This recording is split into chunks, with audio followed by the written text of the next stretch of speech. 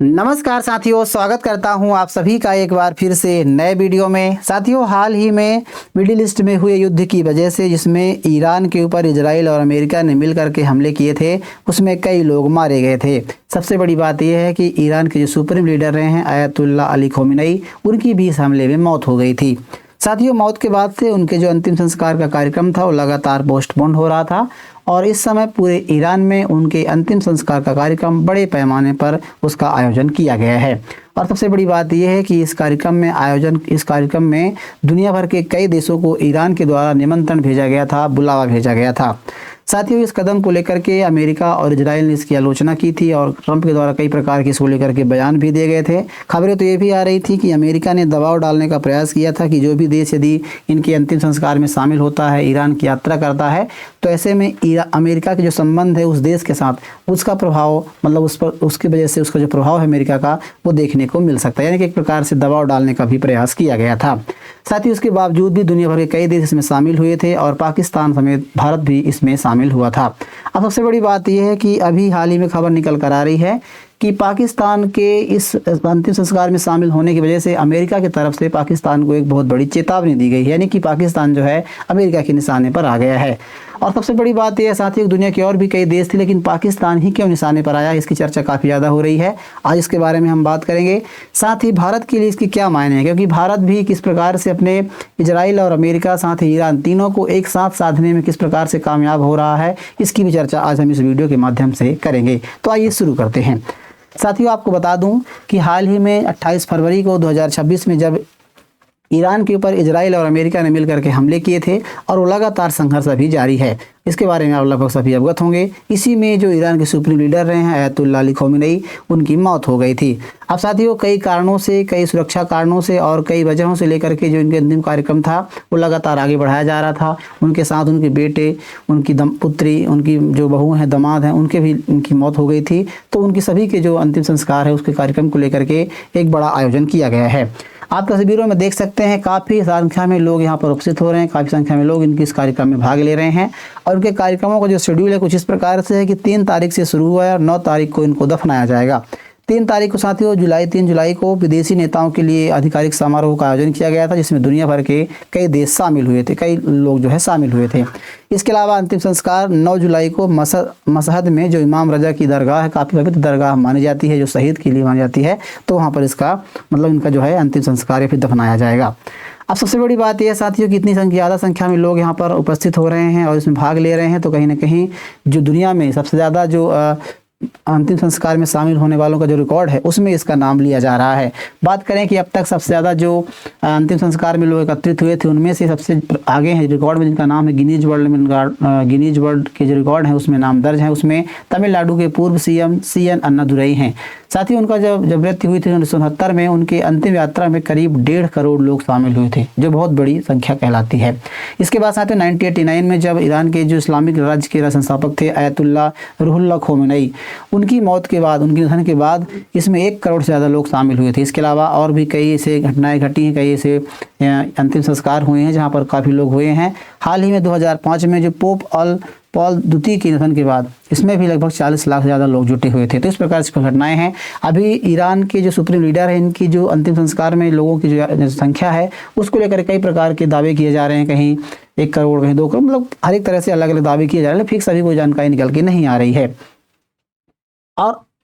और साथ ही सबसे बड़ी बात यह है कि एक तरफ जहां ईरान इस कार्यक्रम को सफल आयोजन कर रहा है, इतनी बड़ी संख्या में लोग इसको आ रहे हैं, इसमें शामिल हो रहे हैं, और कहीं ना कहीं ये दर्शाता है कि जब अमेरिका इस पर हमले कर रहा था, जिस प्रकार से खोमेनी की मौत हो गई थी, उस समय एक कयास लगाए जा रहे थे कि अब ईरान जो है घुटने टेक देगा, हथियार डाल देगा और अमेरिका इस विजय हो जाएगा। लेकिन साथियों ऐसा कुछ नहीं हो पाया और अमेरिका काफ़ी बैकफुट में आ गया है और कई बातों को ईरान के मानना पड़ा है अमेरिका को, तब जाकर कहीं अब कुछ जो हालात हैं वो सामान्य होते हुए दिखाई दे रहे हैं। अब जब फ्यूनरल कार्यक्रम का आयोजन किया गया था अंतिम संस्कार में, तो जो लोग काफ़ी ज़्यादा मात्रा में यहाँ उपस्थित हो रहे थे, उनके द्वारा आप देख सकते हैं तस्वीरों में डोनाल्ड ट्रंप और जो बेंजामिन नेतन्याहू है, इनकी तस्वीरों को लेकर के आ रहे हैं और उन्हें कहा जा रहा है कि दोनों को कुत्तों की तरह मार डालो। मतलब इतना ज़्यादा उनके प्रति आक्रोश देखा जा रहा है जो इसके बहुत बड़े जिम्मेदार हैं। तो इस प्रकार से लोगों द्वारा काफ़ी गुस्सा है इन नेताओं को लेकर के। तो स्वाभाविक सी बात है, इजराइल और अमेरिका इसको लेकर के लगातार विरोध भी कर रहे हैं और कई प्रकार के बयानबाजी भी कर रहे हैं। साथियों खबरें तो ये आ रही हैं कि जैसे मैंने बताया था आपको कि कई देशों पर उन्होंने दबाव डाला है कि आप इन यात्राओं में ना जाएं, इनकी यात्रा ना करें, तो कई देशों ने इनकी बातें भी मान ली हैं। इसके अलावा पाकिस्तान भी एक मध्यस्थ देश के तौर पर है, लेकिन उसके बावजूद भी पाकिस्तान यहाँ पर गया है, तो उसको लेकर के चर्चा हो रही है। बात करें कि अब इस यात्रा में कौन कौन से देश के शामिल हुए, तो लगभग 100 से ज़्यादा देशों के प्रतिनिधि यहाँ पर पहुँचे हुए थे। भारत की तरफ से भारत की विदेश राज्य मंत्री जो पवित्रा मार्गिटा हैं, उनके नेतृत्व में एक लीडर गया, डेलीगेशन गया हुआ था, जिसमें बिहार के राज्यपाल सैयद अता हुसैन, इसके अलावा महबूबा मुफ्ती, सलमान खुर्शीद, इस प्रकार के बड़े लीडर्स यहाँ पर भारत की तरफ से गए हुए थे। चीन की तरफ से भी, रूस की तरफ से भी, इसके अलावा पाकिस्तान की तरफ से बात करें तो प्रधानमंत्री शहबाज शरीफ खुद, फील्ड मार्शल आसिम मुनीर और गृह मंत्री मोहसिन नकवी, इनकी यात्रा यहाँ पर ईरान की इन्होंने यात्रा की थी। अब साथियों, यात्रा काफ़ी इंपॉर्टेंट मानी जाती है क्योंकि अमेरिका, इजराइल और ईरान के बीच एक तरफ से जो पाकिस्तान है वो कहीं ना कहीं मध्यस्थता की भूमिका निभा रहा है, और ऐसे में पाकिस्तान की जो भूमिका है बहुत बड़ी मानी जाती है। इसी को लेकर के अमेरिका कह रहा है कि जब पाकिस्तान एक मध्यस्थ देश के रूप में है तो उसका कर्तव्य होता है कि वो न्यूट्रल रहे, यानी किसी एक पक्ष की ओर ना झुके। अब पाकिस्तान ने यहाँ पर शामिल होकर के संकेत दे दिया है कि वो ईरान का करीबी है, हालांकि उसके मायने अलग है क्योंकि ईरान भी एक मुस्लिम बहुल देश है। इसके अलावा पाकिस्तान के जो लीडर हैं वो भी एक इस्लामिक देश के लोग हैं, इस्लाम धर्म के मानने वाले लोग हैं, तो हो सकता है कि उनकी कुछ अलग आस्था हो, धार्मिक आस्था हो, लेकिन इसको लेकर के अलग तरह की बातें की जा रही हैं।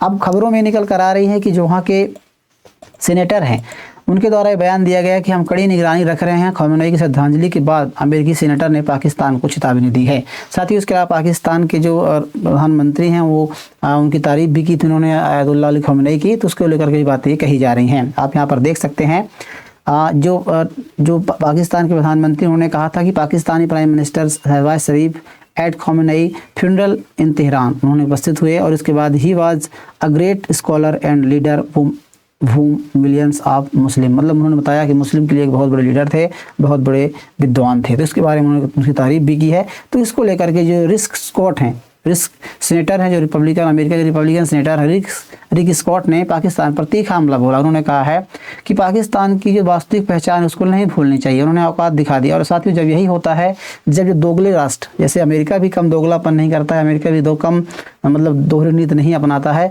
और ठीक उसी तरह से पाकिस्तान भी करता है। तो जब दोगले राष्ट्र इस प्रकार से मिलते हैं, दोस्ती होती है, तो स्वाभाविक सी बात इस बात की निकल कर आती है। तो अमेरिका ने साफ तौर पर कहा है कि पाकिस्तान की जो वास्तविक पहचान है उसे नहीं भूलना चाहिए। उनका यह बयान पाकिस्तान के प्रधानमंत्री शहबाज शरीफ के द्वारा जो ईरान में शामिल हुए हैं उनके बाद आई है। उन्होंने कहा है कि जहां अलकायदा सरगना ओसामा बिन लादेन कई वर्षों तक छिपा रहा है, उन्होंने आरोप लगाया कि पाकिस्तान में इस निंदा कानूनों का जो इस्तेमाल है चुनिंदा तरीके से ईसाई समुदाय के खिलाफ किया जाता रहा है। इसके अलावा पाकिस्तान के जो रुख है इसको लेकर के उन्होंने बातें कही है। साथ ही जो उन्होंने दावा ये किया है, आप उनकी ट्वीट को यहाँ पर देख सकते हैं, जो उन्होंने ट्वीट में बताया है कि we are taking about a country where bin Laden hid out of for a decade, मतलब कई दशकों तक वहाँ पर सरगना छिपा रहा है। तो ये बातें जब कह रहे हैं वो तो कहने के साथ ही पाकिस्तान जिस प्रकार से अभी हाल ही में काफ़ी लाडला पाकिस्तान माना था, जो आसिम मुनीर थे, डोनाल्ड ट्रंप के काफ़ी लाडले फील्ड मार्शल माने जाते थे, पाकिस्तान काफ़ी करीबी माना था, संबंध काफ़ी अच्छे हो गए थे। भारत की दूरियां लगातार बढ़ रही थी, लेकिन पाकिस्तान से नज़दीकियाँ काफ़ी ज़्यादा बढ़ रही थी। और इसी के तौर पर जो अभी हाल ही में खाड़ी के देशों में जो युद्ध विराम की बातें हुई हैं, तो उसमें पाकिस्तान मध्यस्थता की भूमिका निभा रहा था। तो ये मतलब एक तरह से अमेरिका और पाकिस्तान के बीच नया युग को देखा जा रहा था। लेकिन इसी बीच साथियों, इजराइल भी लगातार अब दूर हो रहा है अमेरिका से, और पाकिस्तान इस प्रकार से लेकर के बातें आ रही, तो भी एक अलग तरह की चर्चा बनाती है। और एक बड़ी बात यह है साथियों कि अभी हाल ही में बेंजामिन नेतन्याहू से भी जब इसको लेकर उन्होंने बयान दिया था कि जब अमेरिका के जो जेडी वेंस हैं, आप कीजिए मार्को रूबियो से पूछा गया कि इजराइल इस समय अकेले पड़ गया, मतलब इजराइल के बारे में उन्होंने बयान दिया था कि इजराइल इस समय अकेले पड़ गया है, इजराइल का कोई दोस्त इस समय पूरी दुनिया में नहीं है।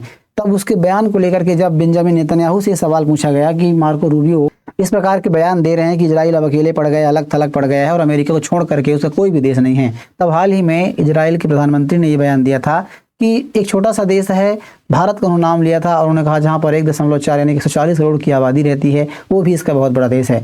तो साथियों, कहीं ना कहीं इजराइल का भी जो संबंध है वो भारत से सुधारने का प्रयास किया जा रहा है, क्योंकि अभी जिस प्रकार से तनाव हुए हैं अमेरिका और इजराइल के बीच, तो कहीं ना कहीं दोनों देशों के बीच एक दूरियाँ जो है लगातार देखी जा रही हैं। तो ये काफ़ी अहम फैसला माना जा रहा है। अब इसके अलावा साथियों, जिस प्रकार से भारत इन तीनों को साधने में कामयाब हो जाएगा, आप सभी जानते हैं कि अमेरिका के साथ संबंध लगातार तनावपूर्ण है। ट्रेड डील को लेकर के बातें हो रही हैं, टैरिफ के संबंध में बातें हो रही हैं, संबंध लगातार तनावपूर्ण है। इसके अलावा इजराइल संबंध तो हमारे अच्छे हैं, लेकिन भारत का जो डेलीगेशन है, जैसा कि बात करें तो भारत का जो ईरान की यात्रा पर मतलब खेमेनेई की जो अंतिम संस्कार कार्यक्रम था, इसमें भारत के लिए भारत तरफ से ये लीडर्स गए हुए थे। इसमें मैंने आपको बताया पवित्रा मोरगटा की यात्रा में जो विदेश राज्य मंत्री उनकी यात्रा पर यहाँ गए हुए थे, इसमें से बिहार के राज्यपाल, इसके अलावा मुफ्ती सलमान खुर्शीद, कई लीडर्स में भाग लिए थे। तो उसमें उन्होंने ये बताया कि भारत के इन लीडरों को ईरान की तरफ से धन्यवाद दिया गया। आप देख सकते हैं ईरान के जो दूतावास ने एक्स पोस्ट पर माध्यम से अंतिम संस्कार समारोह में भाग लेने के लिए भारतीय सरकार और भारत के लोगों को धन्यवाद दिया था। साथ ही उससे प्रधानमंत्री मोदी को निमंत्रण भेजा गया था। तब भारत के लिए एक बहुत बड़ी असमंजस की स्थिति थी कि भारत कैसे इसको हैंडल करेगा, किस प्रकार से इसको लेकर के बातें करेगा। लेकिन स्वाभाविक सी बात थी कि कोई बड़ा लीडर भारत की तरफ से नहीं जाएगा, लेकिन भारत कुछ लोग थे वो जाने की पहले से संभावना बताई जा रही थी। अब साथियों, भारत के लिए काफ़ी महत्वपूर्ण हो जाता है, क्योंकि भारत के लिए ईरान भी काफ़ी ज़रूरी है, इजराइल भी और अमेरिका भी। तो तीनों को साधने में काफ़ी बहुत बड़ी कूटनीति भारत तौर पर देखी जा रही है। इसमें भारत की तरफ से जिस प्रकार से कदम उठाया गया है, अभी हाल ही में प्रधानमंत्री जब ईरान युद्ध हुआ था, इससे पहले मतलब खाड़ी की युद्ध हुआ, तो इससे पहले भारत के प्रधानमंत्री जो इजराइल की यात्रा पर गए हुए थे। और अभी हाल ही में जो बयान आया है बेंजामिन नेतन्याहू कि भारत का मतलब कि इजराइल का एक और देश है, मतलब भारत देश है, तो मतलब इसको लेकर बयान जो आ रहे हैं तो कहीं ना कहीं कूटनीति के तौर पर ये बातें देखी जा रही हैं। वहीं ट्रंप को भी लगातार भारत के भी रिश्तों को लेकर के नरम होता हुआ देखा जा रहा है। और ईरान भारत के लिए काफ़ी महत्वपूर्ण है, ऐतिहासिक संबंध भारत के लिए। इसके अलावा सबसे बड़ी बात यह है कि भारत का चाबहार पोर्ट है, जहाँ से भारत मतलब जो यूरोपीय देश हों, अफगानिस्तान हो, मतलब पाकिस्तान को बाईपास करता है, तो ये काफ़ी इंपॉर्टेंट हो जाता है। इसके अलावा ऊर्जा की आपूर्ति, इस प्रकार से ईरान जो है भारत तेल का उत्पादक देश है, इतना ज़्यादा मात्रा में यहाँ पर तेल पाए जाते हैं, तेल है, तो कहीं ना कहीं भारत के लिए जो तेल ऊर्जा की आपूर्ति है उसके लिए बहुत बड़ी संभावना बनती है। इसके अलावा मध्य एशिया में जो इसकी जो भारत की पकड़ है वो काफ़ी इंपॉर्टेंट हो जाती है। तो कहीं ना कहीं साथियों, काफ़ी हद तक भारत अपने इस कदम को उठा करके मतलब इस प्रकार से कदम उठा करके और तीनों देशों को साधने में कामयाब हुआ है। खबरें निकल कर आ रही हैं कि भारत ने मतलब ईरान के द्वारा भारत को इस प्रकार का मतलब धन्यवाद दिया गया शामिल होने के लिए। और अमेरिकी धमकियों के बीच जो देश हैं, लगभग 13 देश ऐसे हैं जो इस कारण से दूर भी रहे हैं। तो इस प्रकार से खबरें आ रही हैं। हाल पाकिस्तान उस निशाने पर आ गया है। अब इसको लेकर के पाकिस्तान को लेकर के किस प्रकार कदम उठाए जाते हैं वो आने वाले वक्त बताएगा। लेकिन डोनाल्ड ट्रंप हाल ही में एक विवाद में और फंस गए। उसमें आपको बता दूं यहाँ पर कि जो फीफा का वर्ल्ड कप चल रहा है उसमें उन्होंने उनके खिलाड़ी को मतलब रेड कार्ड दिखा दिया गया था, तो उसके बाद से ट्रंप ने उस पर हस्तक्षेप किया था और उसको लेकर भी विवाद फंसा हुआ है। तो अब देखने वाली बात होगी ट्रंप किस प्रकार से फैसला लेते हैं। बहरहाल आप इस खबर के बारे में क्या सोचते हैं ज़रूर हमें बताइए। जानकारी कैसी लगी वीडियो में कमेंट बॉक्स में बताइएगा। वीडियो पसंद आए साथियों तो वीडियो को लाइक कीजिए और चैनल को जरूर सब्सक्राइब कर लीजिए। मिलते हैं किसी ऐसे नए इन्फॉर्मेशनल वीडियो के साथ, तब तक के लिए नमस्कार।